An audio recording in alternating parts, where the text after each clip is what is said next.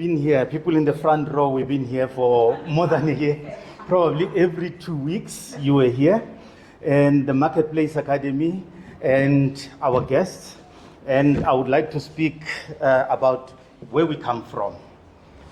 The basic question that we need to answer is the following. Why would a parent bring a learner for 12 years to school? 12 years.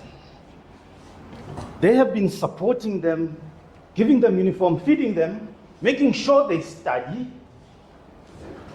What is the outcome?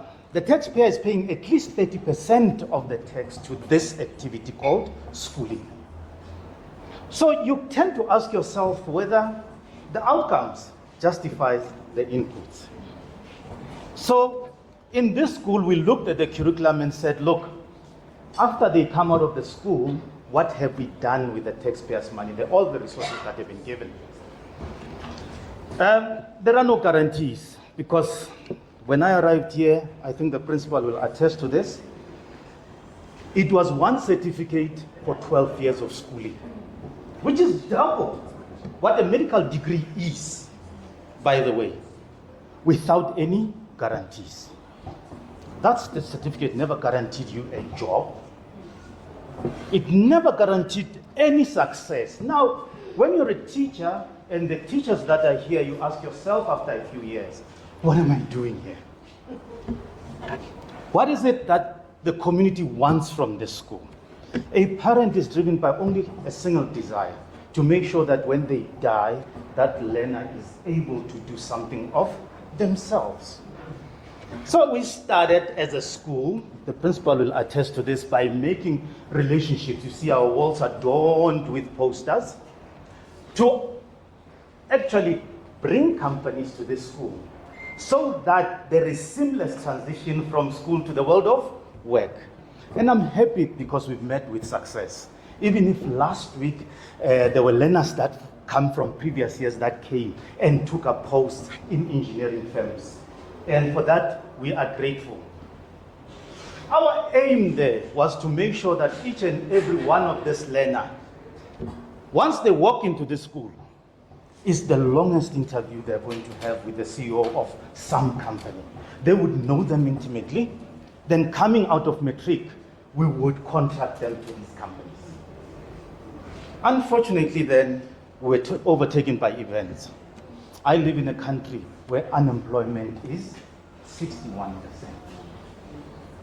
So I can put learners there, and remember, last year, it's around 900,000 learners that actually went to the job market. Firms do not produce that much. Even those that pass do not even get those opportunities anymore. Let's not fool ourselves. Jobs have gone to the east, to China. That is why you find around me here, I used to be proud that I deal with steel. We had Max Steel, we had Score Metal, they've all closed. So this learner, when I'm taking them into this school, where do they go after matric? It's a worry that I have, because if they don't get anywhere, if they don't make that transition, it means all the money, all the resources that have been expended in this activity are wasteful expenditure. So this was an evolution, because that's where we started first, seamless transition. Now unemployment had us thinking, why can we teach for jobs if 61% of the people are unemployed? So we sought to go and inform curriculum and said, look, perhaps we should start teaching for entrepreneurship. It's not an easy thing to do. Their parents are probably laborers. But we are a school, we can do something with them, because if their parents can't teach them to be entrepreneurs, we are their parents that can do that for them. Enter PBL now. It said, there are cross-cutting issues within curriculum. You've heard them speak. I had planned to say something else, but then I changed, because they've already said what I needed to say. They're talking about disease in chicken, which is natural science. Maximizing space, which is mathematics. Those are cross-cutting themes. We are not offending against the curriculum, but taking those elements that would apply to entrepreneurship and package them and give it to them. Elena needs to know what Elena in China knows. Elena in Singapore knows how to value add, to produce, to value add, to package, to sell, and thereby becoming sustainable. Then I wouldn't be even worried when they live here because they've got all the skills required to see themselves through. Learners are not short of ideas, but I had a bigger problem and the principal had a bigger problem. How to teach educators who are not business people to take these ideas and channel them through.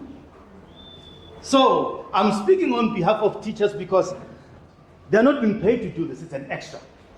But here's a team sitting here saying, this is what we intend teaching because we want to be known to be effective in what we are doing for the communities.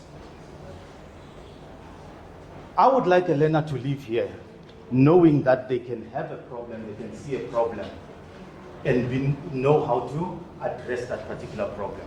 90% of billionaires are engineers by virtue of the fact that they're problem solvers. That's what I'm trying to do with those learners.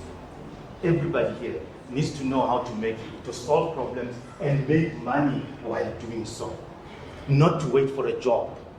I would be very happy if they also can employ others as well. Okay, they're indicating that. Okay, I've always said to Caesar, I'm a teacher, so I'm getting paid to talk, so